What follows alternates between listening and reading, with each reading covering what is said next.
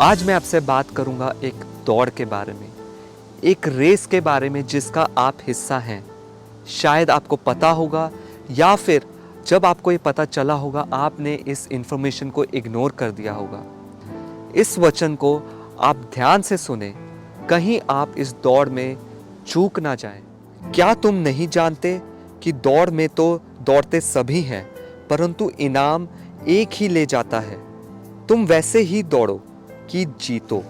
जैसा हमने वचन में देखा कि हम एक रेस में हैं और इस दौड़ को हमने ख़त्म करना ही है, और परमेश्वर पिता की यही मर्जी है कि आप इस दौड़ को ख़त्म करें।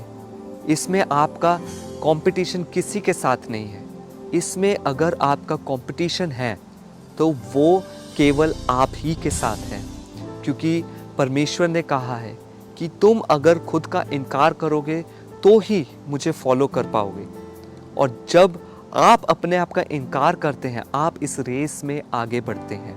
हो सकता है कि आप बहुत डिस्करेज्ड फील कर रहे हो सकता है कि आपने सारी होप छोड़ दी हो सकता है कि आप हारा हुआ महसूस कर रहे हो।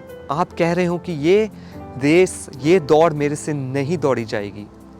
लेकिन आप इस रेस का हिस्सा हैं, और याद रखें, परमेश्वर पिता ने आपको इस रेस में अकेला नहीं छोड़ा है। ये रेस के लिए परमेश्वर ने आपको एक सहायक दिया है, जो है पवित्र आत्मा। आप उससे मदद मांगे, वो हमेशा तैयार है आपकी आगे बढ़ने में मदद करने में। आज की इस वीडियो में आपके बहुत से सवालों का जवाब मिलेगा। आज परमेश्वर आपसे कुछ बात करेगा, और जब आप इस वचन को सुन रहे हैं, आप ध्यान देना और उन वचनों को अपने हृदय में रखना, ताकि आप अपने जीवन में आज़ादी और शांति को पाएं। आप इस रेस में तो अकेले हैं, लेकिन प्रॉब्लम तब आ जाती है जब आप खुद ही किसी को इस रेस में शामिल कर लेते हैं। आप खुद ही किसी के साथ कंपटीशन में खड़े हो जाते हैं, जबकि परमेश्वर आपको ये कह रहा है कि रेस आपकी खुद से ही है और आप इसमें अकेले हैं। इसका मैं आपको एग्जाम्पल देना चाहूँगा कि आप किसी और को कैसे इस दौड़ में शामिल कर लेते हैं। भले ही वो आपको अपनी दौड़ में शामिल कर रहा है या नहीं कर रहा, लेकिन आपने ज़बरदस्ती किसी को अपनी रेस में शामिल कर लिया है। वो ऐसे कि जब आप अपने जीवन को जी रहे हैं, आप किसी और की ओर देख रहे हैं, आप किसी और की लाइफ को देख रहे हैं। याद रखें, जब कोई दौड़ में दौड़ता है, उसका फोकस बिल्कुल सामने रहता है, लेकिन आप इस बात से अनजान नहीं हैं। आप अपना फोकस छोड़ के किसी और के जीवन को अगर देख रहे हैं तो आप चूक सकते हैं, आप अपनी ही दौड़ में हार सकते हैं, और आप अच्छा नहीं दौड़ सकते जब आप अपनी रेस से हट के, अपने फोकस से हट के किसी और के जीवन को देख रहे हैं। इसका मैं उदाहरण देना चाहूँगा वचन से। उसे देखकर पतरस ने यीशु से कहा, हे प्रभु, इसका क्या हाल होगा? यीशु ने उससे कहा, यदि मैं चाहूँ कि वे मेरे आने तक ठहरा रहे तो तुझे क्या, तू मेरे पीछे हो ले।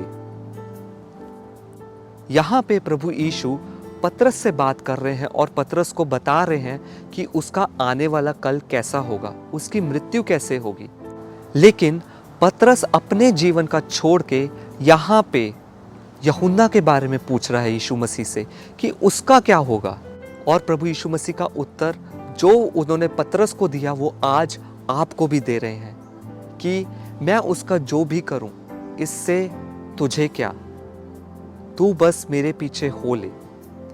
यहाँ पे जो प्रभु यीशु मसीह ने वचन बताए हैं, आप अगर इसकी गहराई देखेंगे, ये वचन आपके जीवन की आधी से ज़्यादा बोझ को ख़त्म कर देंगे। ये वचन आपके जीवन के वरीज को, फियर को ख़त्म कर देंगे। जब आप अपने जीवन में, अपनी दौड़ में किसी और की चिंता कर रहे हैं, जहाँ आपको होना भी नहीं चाहिए, जहाँ आपकी सोचें होनी भी नहीं चाहिए, जहाँ आपके कान भी नहीं होने चाहिए, आप चिंता कर रहे हैं कि उसका क्या होगा, वो क्या कर रहा है, उसकी लाइफ में क्या चल रहा है, तो आप अपनी दौड़ को मिस कर सकते हैं। और जब आप यीशु मसीह की इन बातों को मान लेंगे, जब यीशु मसीह कह रहे हैं उसका जो भी हो उससे तुझे क्या, तू मेरे पीछे हो ले, मैं आपको गारंटी देता हूँ आपकी लाइफ का आधे से ज़्यादा बोझ, आपकी लाइफ का आधे से ज़्यादा चिंता, आप उससे आज़ाद हो जाएंगे।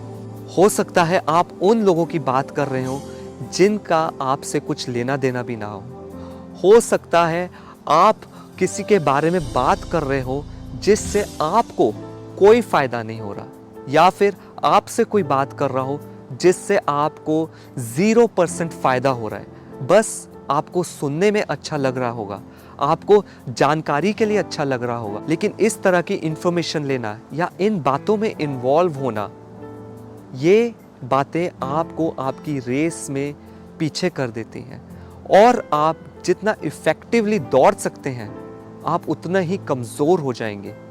जब आप प्रभु यीशु मसीह के इन वचनों को अपने हृदय में बसाएंगे कि आपको सिर्फ अपने ही जीवन की बातों पे ध्यान लगाना है कि परमेश्वर आपसे क्या चाहता है, बजाय इसके कि आप किसी और की लाइफ में इंटरेस्ट लें कि वो अपने जीवन में क्या कर रहा है या क्या नहीं कर रहा। मैं विश्वास करता हूँ जब आप इन वचनों को सुन रहे हैं, इस वीडियो को देख रहे हैं, आप इन वचनों को अपने जीवन में, अपने हृदय में काम करने दें। आप केवल सुनने वाले ना बने, लेकिन इन वचनों को करने वाले बने।